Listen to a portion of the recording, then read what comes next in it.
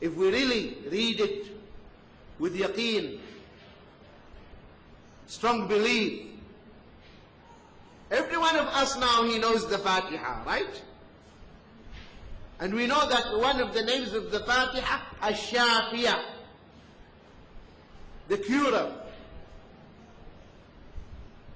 Ash-Shafiyah. And subhanallah, if a person is bitten by a snake, and we'll be reading and he might die while we are reading. What? Because where's the yaqeen? Where's that tawakkul and certainty? Abu Sa'id, he read only 7 times. And the man was healed instantaneously, immediately. So the Quran is a shifa. So he said, I read on myself. When he was asked, what did you do? He said, I read on myself. Then Sa'id ibn Jubayr asked him, why did you do that? Why did you read? Why did you make ruqyah? Why? He said, because a hadith I heard from a Sha'bi.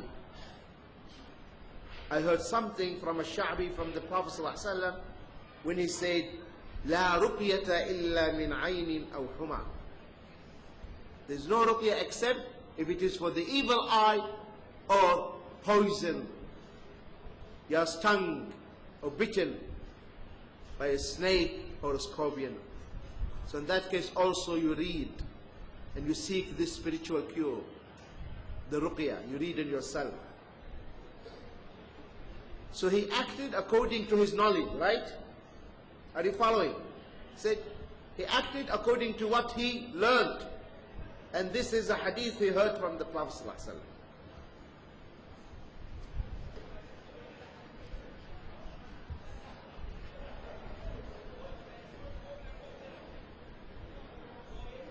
Upon hearing that, Sa'id ibn Jubayr said, well done. You acted according to your knowledge. But there is another hadith. So Sa'id ibn Jubayr, he wanted to teach this man something else. But before he asked him, why did you do that? He didn't criticize him like many of us would do. The moment they see something new for the first time, they say, this is wrong, you are doing something wrong. No, ask, brother, why are you doing this? It is sunnah, mashallah. Who told you? There is a hadith. Where? This is the hadith. So you benefit, you learn. So don't jump, don't criticize. The ilm, knowledge is an ocean. Every day you will learn new things.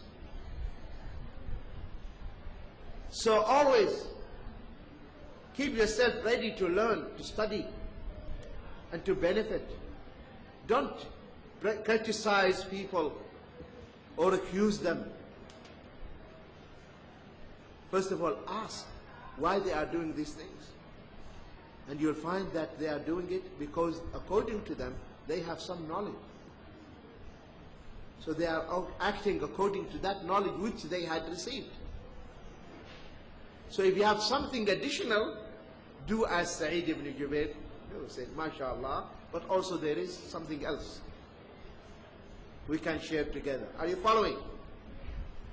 So now Sa'id ibn Jubayr, he said, what you have done is excellent, but there is something else. There is another hadith I would like also you to know.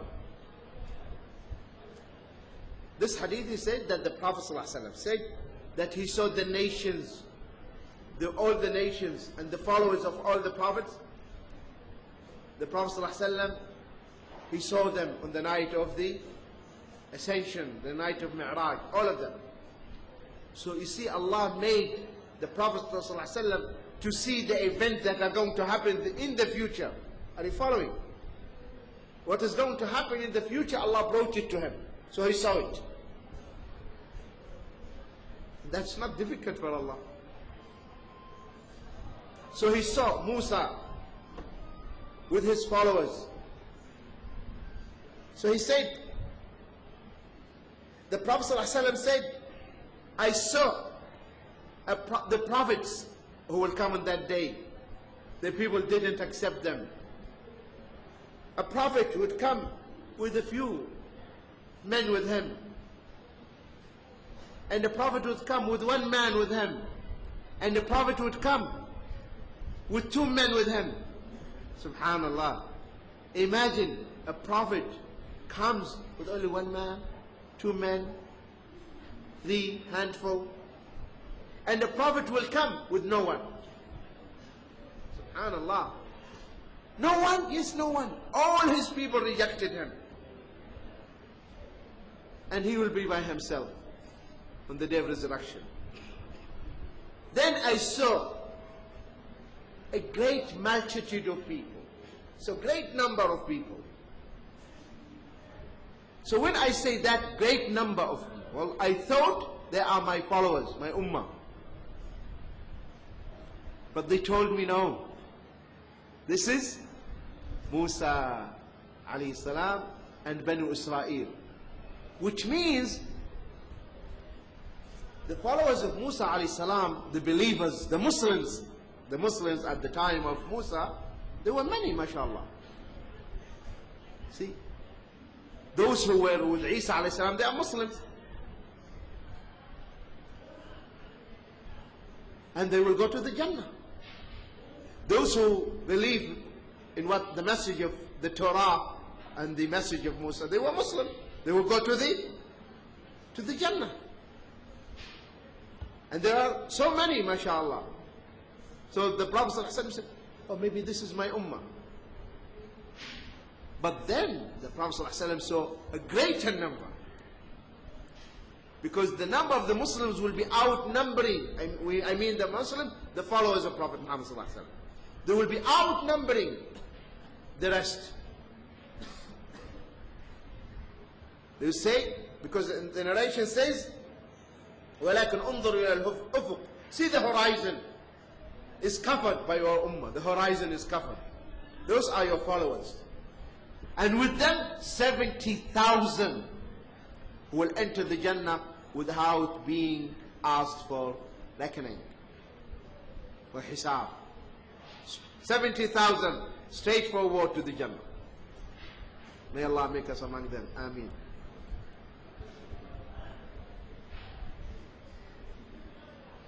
And he said this, sallallahu alaihi wasallam, and he got up and he left. The Sahaba, they started to discuss. Who are those 70,000?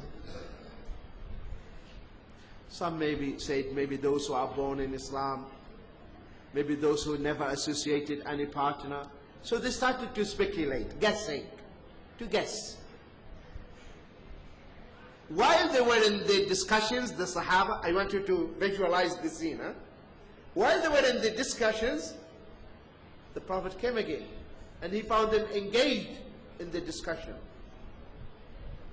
They want to know what are the characteristics,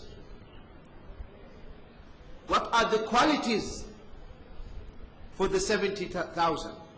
Because they knew immediately, those 70,000 are unique, so they must have something special. Otherwise, why they should go to the Jannah immediately? Are you following? So there is something special about them. So, the Prophet came and he told them what are the characteristics of the 70,000 who will enter the Jannah without hisab, without being stopped for reckoning, for accountability. And he said, these are now the characteristics. Number one, these are the qualities. You want to know them? These are the qualities. If you want to be one of them, meet the prerequisites. These are the prerequisites. Number one, he said, those who do not ask others to read on them. So they will not go to someone and say, read on me.